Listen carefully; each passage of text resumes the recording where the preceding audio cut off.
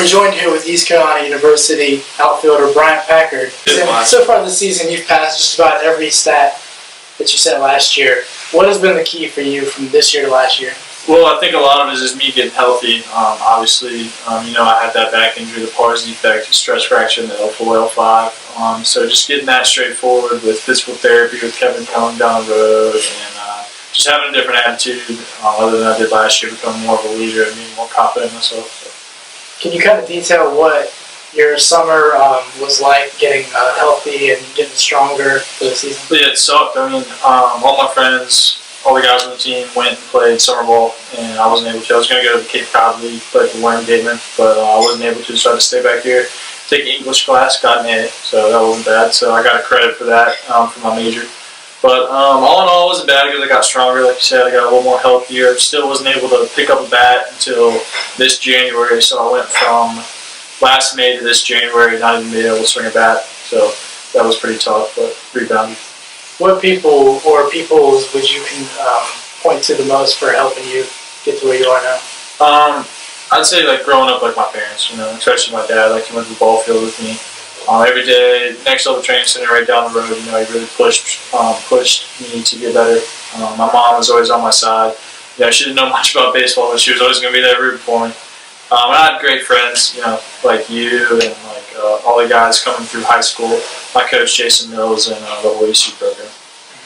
I know your dad's been basically your coach at every level of your life. Is he still pretty engaged and active in it, or is he kind of a little back now? Well, he goes to all the games, like at Washington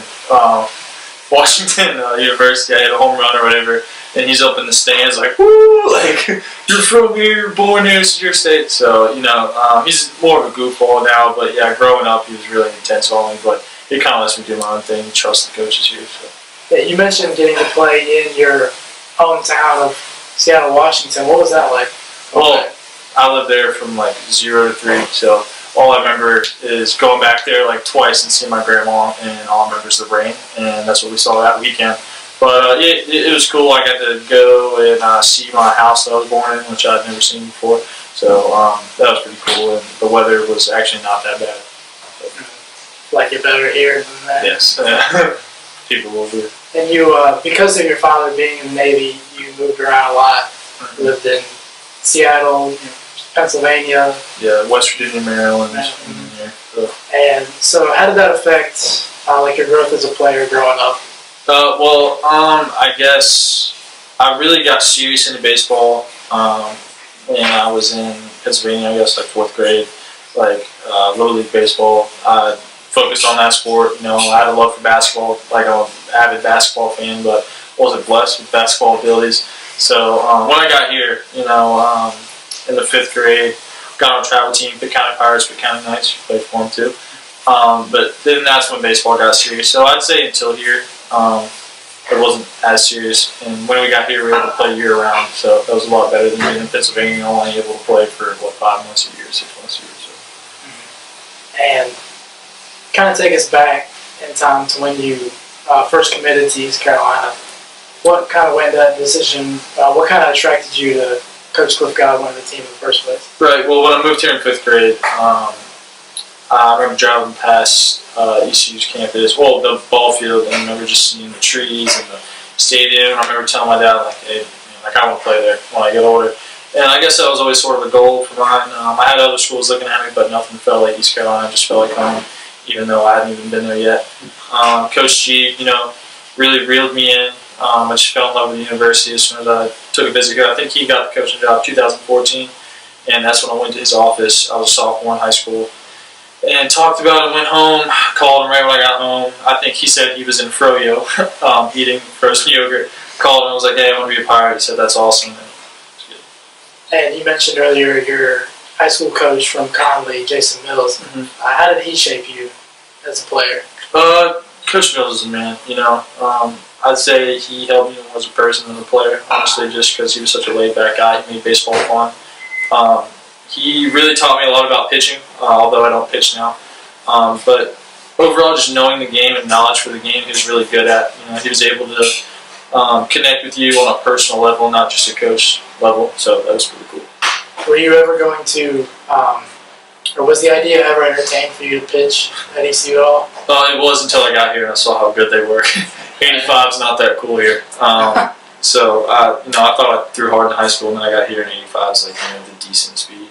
So I just focused on hitting from day one. And you, during high school, a lot of your summers were spent playing with the Evo Showed Canes national team. What was that experience like, and how did that make you better? Well, it was awesome because we got to travel around the country. I think I was 16 when I started. I played for the South team, played for the 17U team. We went some places.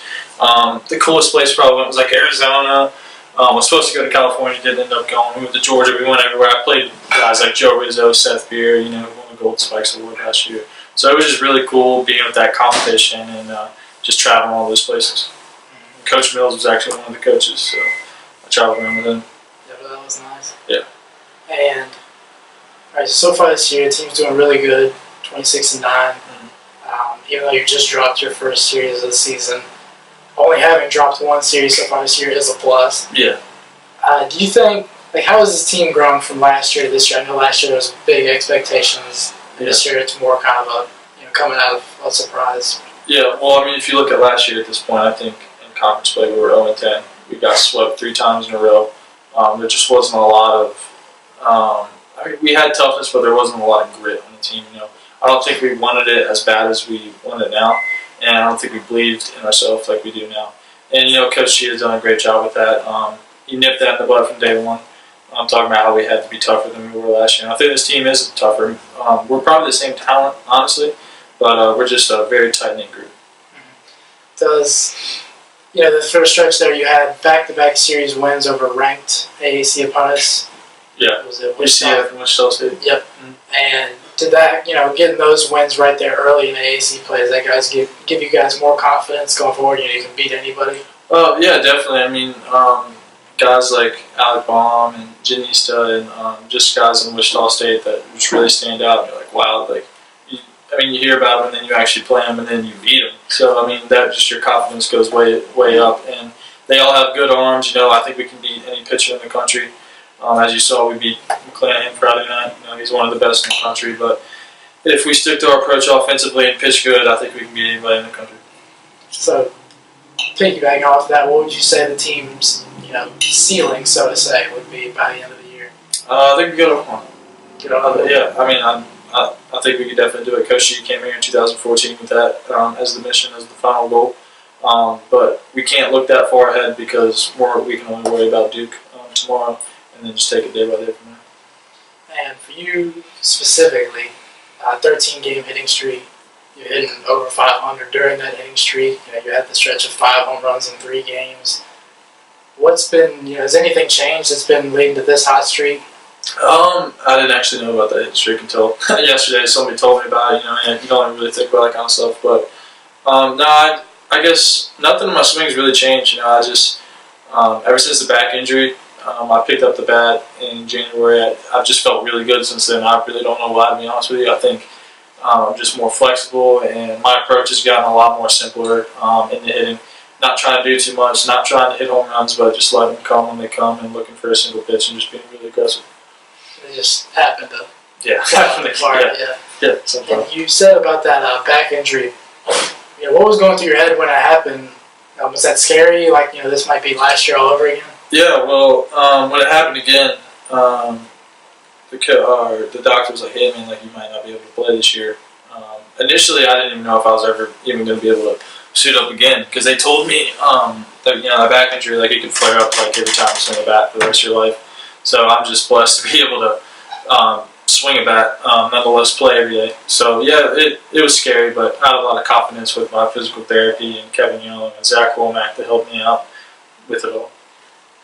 So, as we all know, you guys spend a ton of time around each other. And I know you guys have talked a lot this year about how this is, the group's really tight-knit, they do everything together like a family. What's it like, this group being together? It's just fun, man. We don't even think about much. We just go and hang out with each other, we just, we have a group chat, off the field we hang out all the time, and I'm sure a lot of schools do that, but it's not like anybody's excluded. We got 34, 35 guys that are just really close together, and it's a lot better when you get on the ball field. I was gonna say, how do you think that changes it on the field? A lot, because you can actually talk to people on a personal level. Not necessarily call them out, but you can definitely talk to them about anything on the baseball field, and you don't agree with it. It just makes those conversations a lot easier. And so, as much time as you guys spend, on the field or working out or whatever else, what do you find to do in your free time whenever you can find it? It's honestly all revolved around baseball. We get on Fortnite. We play a lot. We run squads on that. We study together. We do stuff like that. We have a lot of classes together, so that helps out a lot on the classes. We can go to the library together. We got study hall sometimes. We got Bible study together. So we don't have a lot of free time, but when we do, it's usually with each other because of school or Fortnite or something like that. You think you guys could challenge the UMBC basketball players for Fortnite? I think we could. I don't know about the dancing, but virtually I think we got them. Okay.